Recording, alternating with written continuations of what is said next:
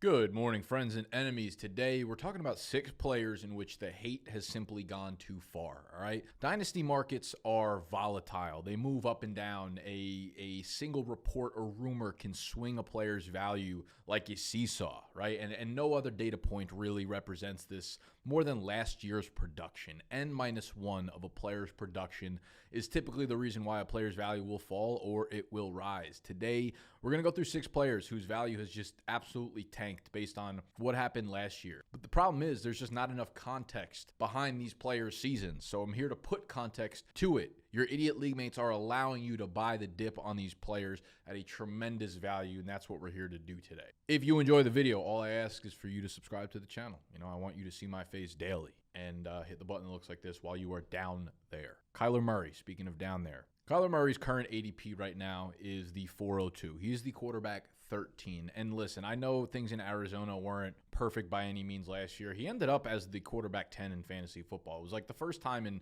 3-4 years that he's actually played a full season and was a top 10 fantasy quarterback. Things did not exactly click last year. There weren't a lot of points throughout the year where things looked smooth, where the passing game was really working like the way it should be. But his rushing production simply just gives him such a high floor. He's 27 years old. His contract is signed through 2028. They can get out of it before then, but for the most part, it's a long-term deal. I genuinely just think that this offense is only going to get better as Marvin Harrison Jr. and Trey McBride get more and more acclimated to the NFL. I think there's a really, really strong chance they use their round 2 pick on a wide receiver in the upcoming draft. I've seen Jaylen Noel linked to them about 1,000 times in every mock draft. I think their offense will get an upgrade. And what really went under the radar last year is how good their offensive line was from a pass blocking standpoint. They were number 4 in the NFL per PFF's pass blocking grade. I mean, everybody on their line had damn near career years. And Paris Johnson, their first round tackle from a couple of years ago, finally really progressed and became a very, very plus pass blocker at the tackle position. So Kyler, if you're in a super flex draft and he's dropping to the 4th round,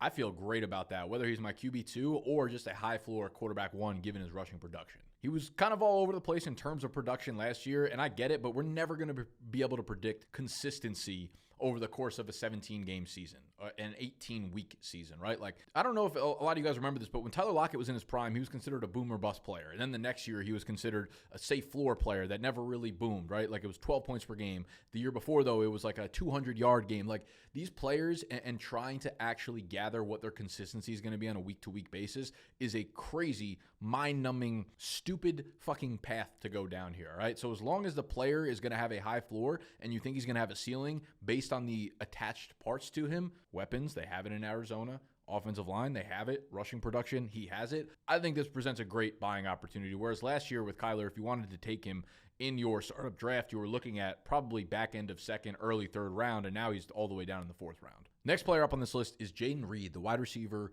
for the Green Bay Packers. ADP right now, the 905, wide receiver 38 in startup drafts. I mean, you could just see on KTC, his value has fucking plummeted. He has only just finished his 2nd year in the NFL, and I want you to just think about this next statement objectively. I get it, like he started off hot, didn't have a great year, didn't finish the year great, but that in itself is the argument here. Our expectations for Jayden Reed were so high that we are now saying he had a really bad year, but he went for 1,000 total yards and 7 touchdowns. Like, imagine how crazy that is. You're not a 1st-round pick. You're considered a slot-only guy, and now in your 2nd season, 1,000 yards and 7 touchdowns is a bad year. You think about the rest of the weapons there. You have Wicks, who, like, I don't know how they're going to continue playing him. He can't catch the ball. You have Watson, who tore his ACL at the very end of the year.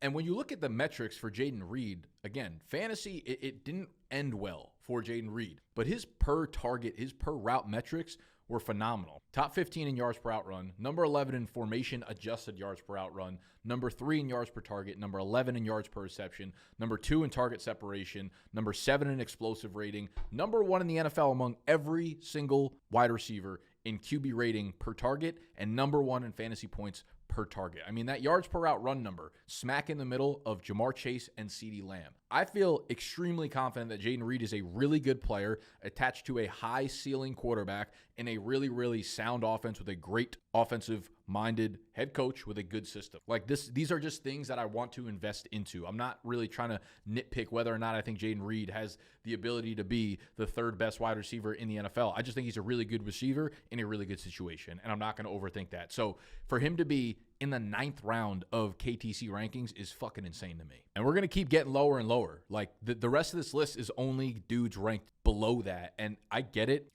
We hate Anthony Richardson. But at this point, his value continues to plummet. It is not stopping anytime soon. Currently, the 1007, quarterback 28, QB 28. He's like 22 years old. He was a top 5 pick. They brought in Daniel Jones, sure, and I hope that just pushes Anthony Richardson. But I think the biggest argument here to make is, like, even if he's Justin Fields, the amount of value that Justin Fields has held in Dynasty, despite flaming out, has been year over year over year. Every single year, this dude is relevant. And I still think there's plenty of development for Anthony Richardson to experience. I still think there is a level of his game that is untapped. But at this price, quarterback 28, like, what are we doing here? So that's just fucking insane to me. About 5 or 6 picks later, we got Najee Harris, the running back for the Los Angeles Chargers. Now, they signed him to a 1-year, $5-ish million deal this offseason. They have, I think, like $3.5 to $4 million in incentives. So you might see like a 1-year, $8 to $9 million number being thrown around, but a lot of it is incentive-based. I mean, Najee, listen, he's going off at the 1101 right now, the RB25. So you're talking about an RB3. And when you think of Najee, his consistency is like what stands out. He's been in the league for 4 years, has rushed for over 1,000 yards in every single season. He is 27, so he's obviously on the later part of his career, or at least the back half of his career. He could still have another 3, 4, 5 years in him. This signing makes a ton of sense for Los Angeles because, I mean, they want to run the shit out of the ball, right? And that's something that Najee could do. He's been in the league for 4 years, has never missed a single game, has not missed a single. That is unheard of from the running back position. I can only imagine how frustrated Harbaugh was last year, having to depend on J.K. Dobbins and Gus Edwards to be healthy throughout the year. That shit didn't work, and it clearly affected their offense to a very, very high degree. Najee, being the dude who just stays healthy all the time, is going to get fed and fed and fed like a fucking pig in the mud. So you have Najee coming in. Both of those guys I just mentioned, Dobbins and Gus Edwards, are gone. They're not in LA anymore. The only players they have on their depth chart behind them are Hassan Haskins, Kamani Vidal, and Jared Patterson. Those guys combined should get about 24 carries all of next year. I mean, you have a really good offensive system. You're tied to Justin Herbert, who's going to open up lanes, obviously. And you have a really good offensive line that's only going to continue to get better and better and better. So Najee in the 11th round, I think you're getting at worst like really solid RB2 value for the next couple of years. There's no reason that if he plays well, if he rushes for 1,000 yards again, they don't give him a nice like 2-year, $7 million per year type of extension after this. So Najee at that point is just a beautiful thing to me. Moving on to the tight end position, we got Cole Kmet, tight end for the Chicago Bears. He's all the way down at the 1208. Talking about the back half of the 12th round, tight end 18 right now. The dude is 26 years old. He had a career year in 2023. He was the tight end 8 in fantasy. He was actually the tight end 8 in 2022 as well. Obviously a dumpster fire every year last year, which is pretty much how you can sum up the Bears' offensive system. What you have to love about Cole Kmet is they got Ben Johnson coming in, and we love to rave about Caleb's going to step up. They got better offensive line, so Cole Kmet probably won't be asked to block as much. We're excited about DJ Moore. We're excited about Rome Odunze, but no one's excited about Cole Kmet, despite what Ben Johnson has been able to do with Sam Laporta. Like, you watch this play right now, if this is not the fucking Ben Johnson special, I don't know what I've been watching the last 2 years. They're going to use Cole Kmet in the same way that they've used Sam Laporta. Cole Kmet's reliable as well. In 84 possible career games so far, he's only missed 2. And I know there's been some links to Chicago and like Tyler Warren, 10th overall, but that feels less, in actuality than it does with any real reports or linkage to him. Like when you look at the draft odds, you have the Bears' first round pick to be a running back, and then an offensive lineman, then a defensive lineman or an edge, then a tight end. So it's 4th in the pecking order, and it's plus 600 there. And not to mention D-line, edge, offensive lineman account for, 7 positions in itself.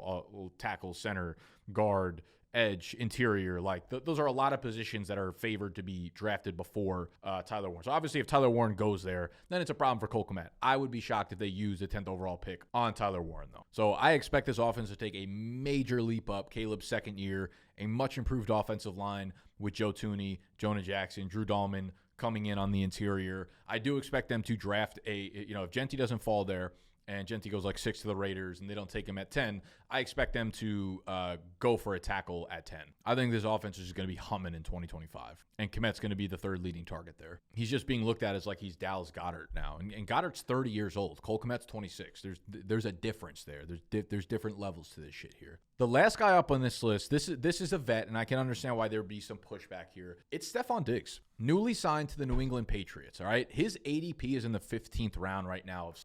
And I get it, right? He was already kind of getting old, moves over to Houston on the very back end of his career. Obviously had the torn ACL last year as well. All of the reports so far from doctors in the community, from everyone I've seen on Twitter, is really optimistic about Diggs' ACL. He said he's ahead of schedule.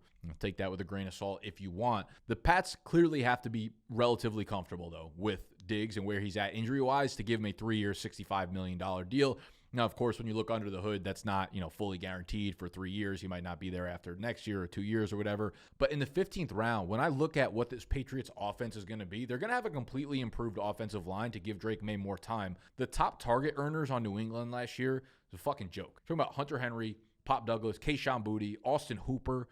If Austin Hooper's your fourth leading target getter, you got a problem there. Ramondre, Kendrick Bourne, Jalen Polk. It's just like a list of names that should be your fourth or fifth leading target and downward. So Diggs, assuming he's healthy for week 1, should immediately command 8 to 9 targets per game right out the rip. And friend of the show, Adam Pfeiffer over here, tweeted out Stefon Diggs in 2024, third in open coverage rate, third lowest tight coverage rate, fourth in open coverage rate versus man. A lot of coverage rate shit that, I don't know, subjective, objective. You could be the judge there.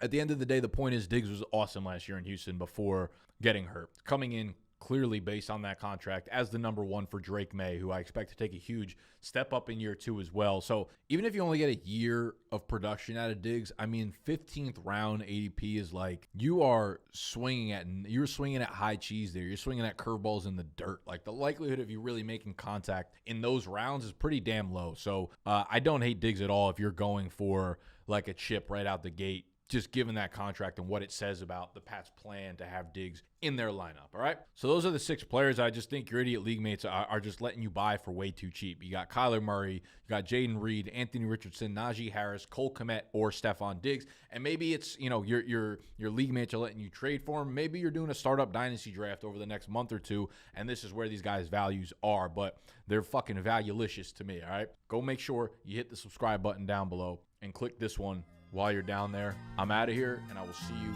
when I see you. Smoochies.